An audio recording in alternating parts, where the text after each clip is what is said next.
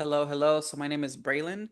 I am the magnetic messaging mentor, and what I help people with is identifying their one core message and then using that to attract aligned clients.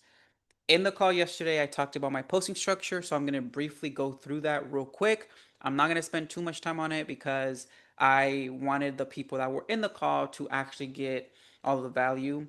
Um, but then after that, I'm going to go through one of my other frameworks and just help you speak to people and meet them where they are in your content so that as you're providing your offers, your products, people are seeing themselves in it. So, first, my posting structure.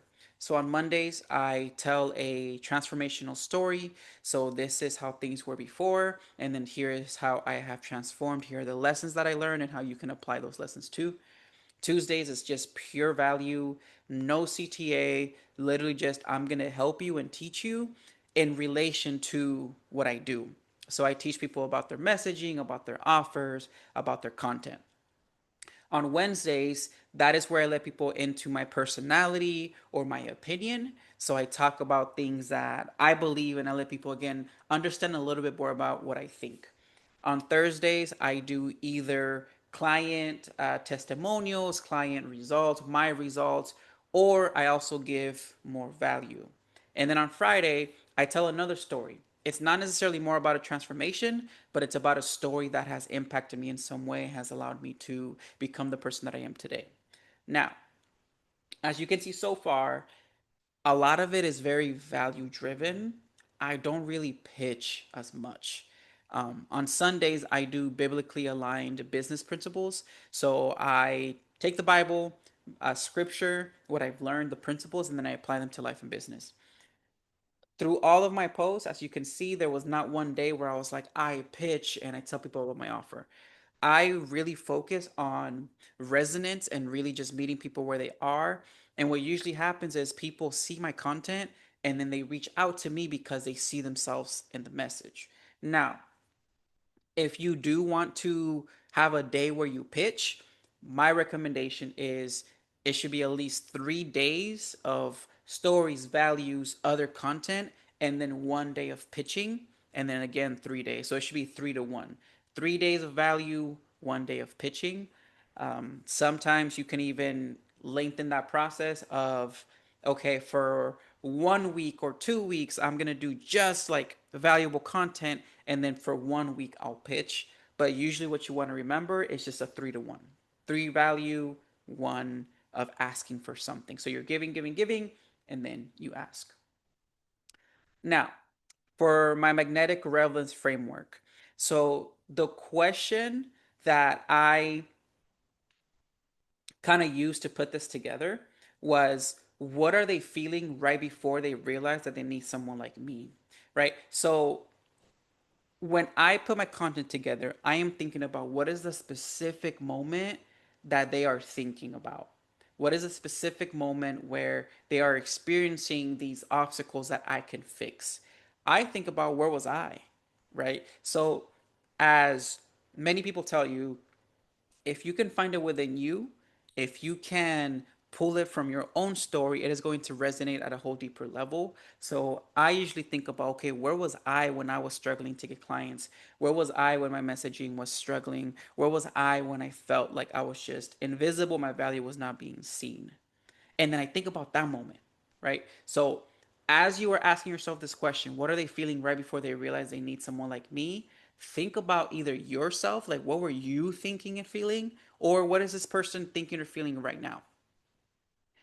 The magnetic relevance framework, what it does is it allows you to create content that makes your audience feel seen. It shifts your thinking, and then it also has them thinking about where was this person all my life, or dang, this is exactly what I'm thinking about. This is exactly what I'm going through. So the first step is you tap into the tension. So, what emotional storm are they in before they need you? So, for example, when you were struggling, there was something you needed. There was one thing you needed that would have helped you in that situation, whether it was a system, a course, some type of lesson, some type of resource, and you are tapping into that very moment that they are experiencing. And so, for example, I remember when I was a teacher, I was extremely burnt out. I was overweight. I was pretty much depressed all the time. No matter how much I slept, I was still exhausted. And no matter the amount of rest that I got, I still felt tired.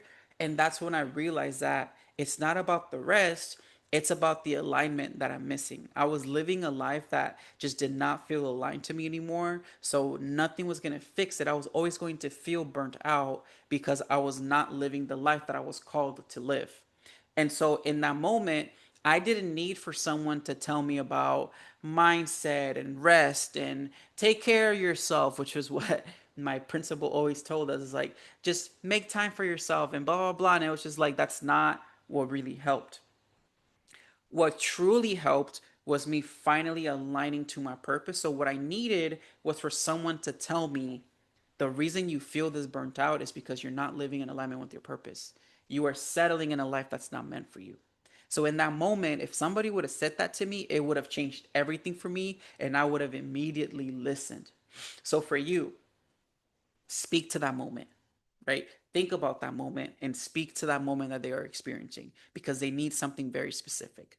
So the psychology here is people pay attention when something mirrors their internal conflict. If you pay attention to your behavior on social media, more often than not, if something doesn't resonate with you, if something's not relevant to you, you go away from it. You scroll past it.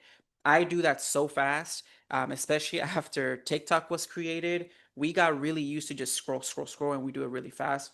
People do that. So your job is to name the tension and describe it so clearly that they feel seen. It feels like you're like almost in their thoughts. So what you could think about to help you think here is what are they feeling but not admitting?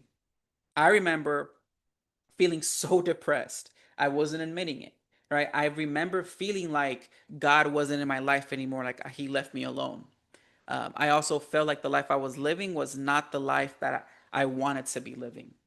One moment made them think I'm done. For me, it was looking myself in the mirror and seeing that I was like 20 pounds overweight. It was looking at my relationship. It was struggling. It was the fact that I was in so much debt. And it was the fact that at school, I had no control. And no matter what happened, the teachers were always at fault. And I was never really protected. And I felt like my life is not my own. What emotional symptom keeps recurring? So again, you are literally thinking about what is this moment that they are in. Whether you have a program or whether you have a product or an offer, whatever it is, if your product is positioned as a great tapping into that tension, people are going to listen to you more because it's a direct a connection to that thing. It's a direct connection to what they need in this moment. So the goal here in your content is to open with the line that creates an instant, wait, that's me. And I do that all the time in my content. And I've literally had people say, it feels like you're talking to me. This is exactly what I'm feeling. This is exactly what I was just thinking about. This is exactly what I was just talking to someone about. Like literally in the first sentence, you should be able to immediately get their attention in this way. Number two, you are now mirroring the moment. So this is where you're starting to describe it, right? You're describing this moment so clearly so that people feel seen. So the first line gets their attention because you're speaking into the tension, but then in the mirror of the moment, you are now describing it and speaking to them in a way that shows them, like, wait, this person understands me. The psychology here is that people trust those who understand the reality before prescribing a solution. So you're not just going to show up and say, hey, here's my offer, buy for me. It's, I truly understand you and I see you. And the reason why I created this step here is because if you truly create something that comes from your story, it's going to be so easy to mirror this moment. Like so easy because you went through it. You remember the frustration. So whenever I talk to teachers that tell me they feel stuck and that they want something else, I can speak to them so directly because I was there. I know the pain they are feeling, and I also know the steps to get out of that. So what you're doing here again is describe what it looks like in this moment, right? You're almost like talking about the unspoken internal dialogue. I remember I was so depressed and so lost. And so in this case, if someone were to describe it in that way of like, I know you feel lost and I know your life feels like you have no control. That right there would have been a good description to wake me up to like, wait, this person knows exactly what I'm talking about, right? So, what's the last straw moment that leads them to want to change? What are they trying that's not working? What are they secretly thinking but afraid to admit? So, you again are describing their moment, you're describing their thoughts, their feelings in a way that shows them, wait, this person does see me. So, the goal is to make them feel like you understand them better than they understand themselves. And this is easy when you've been there. Then step three, you shift the lens. So you reframe the problem and open a new perspective. So what I like to do is I start to lead into lessons that I've learned from these moments. I don't just let people, I don't just tell them like, here's what you're going through and then that's it. I show them what they're going through and I describe it, but then I start to reframe it and start to show them the solutions. I start to frame it in a way that's like, wait, there is hope here. People are not going to buy solutions, they're going to buy the shift, right? They're going to buy the what's in it for me. A post that helps them see things differently earns authority and trust. People usually think, oh, so to be an authority, I have to be like firm and I have to talk in an advanced way. I speak very simply, but what gets me to be an authority is the fact that I can shift these problems in a way that gives them hope and lets them see themselves in the solution. So the prompts here is what's the real reason they're stuck? It's not usually what they think. You have to go deeper. What belief or assumption is keeping them spinning? What truth can you reveal that makes them feel relief or aha? So in the shift the lens, you are literally just shifting their thinking from the frustration to curiosity and then from being stuck to hopeful. So this would be like you giving them some tips, some next steps that they can take to start moving away from what they're experiencing. Step four, here's the lesson, and then now you show them what's possible and what's at stake if they stay stuck. So you are now showing them, like, yes, things are like this. Here are some steps you can take. Here's what your life can look like. So you are anchoring that desire and that identity so that they can see themselves in it. So psychology here is desire is born from contrast. So people move when they see a better version of themselves and believe it's within reach. So again, you are showing them their situation, but then you are showing them that there is something else that's better. In the prompts here, what does life look like after the shift? How do they feel, act, show up differently? And then what identity do they get to step into with your help? So the emotional pull to the better future is going to come from you again just really understanding this person. So it's like you're creating a subtle sense of urgency because you understand what they're going through, and then you're also able to show them like here's a possibility if you follow these steps that I'm giving you. So if you look at the content that I post, most of my content, I give them steps to follow, but then at the end, I also show them like when you follow these steps, here's what happens. And because I have experienced it or my clients have experienced it, it's very easy to say, hey, here's the example of that. And so this is going to be one of the most important steps because you're not just leaving them hanging, you're taking them to something that's more hopeful.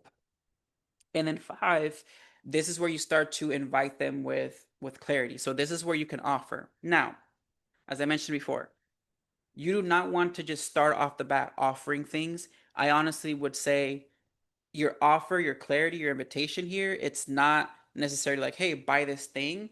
It can also just be, here's the next step that you can take. It's not just comment or DM this, it's you're literally teaching them about the steps that they can take. Think about what are the lowest commitment first steps they can take toward working with you, whether that's, hey, follow these steps and see how it works for you.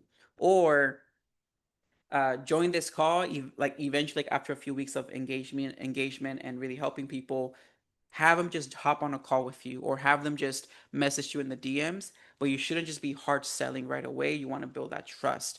But in this step, it's not always just a pitch. It's like you're giving them gifts of like, hey, follow these steps. So if you look at my content, you'll see that I'm always giving like real value, like value that I give my clients. And I have people actually take steps that are going to take them a step forward toward the result that they want. So in the invitation, it should be one step closer to the result that they want, not just an offer.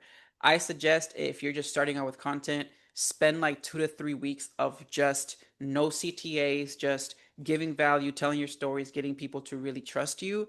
And then after you've built that trust, then you can start pitching on 1 or 2 times a day. And that's pretty much it in terms of the magnetic relevance method. If you can follow this in your content, you're gonna see a difference. Like I started following this and people started to resonate and engage a lot more with the stuff that I was putting out, whereas before I did feel invisible. The number one thing that I want you to remember is that the whole point of this framework is to meet your people where they're at. If your content is not meeting them where they're at right now, it's not going to resonate. So please make sure that every time you put something together, it's, oh, this is going to meet them right here. It's going to meet them in this moment because if you do that, they are going to resonate. Once again, my name is Braylon, Magnetic Messaging Mentor. If this was helpful, awesome. All I would appreciate is just give me a testimonial. Just shout me out for the help that you got here. But other than that, I don't really need anything in return. I really just wanted to help you and I do hope that this impacts your content in the way that I know it can. So have a good rest of your day. And I would love to hear how this impacts your business.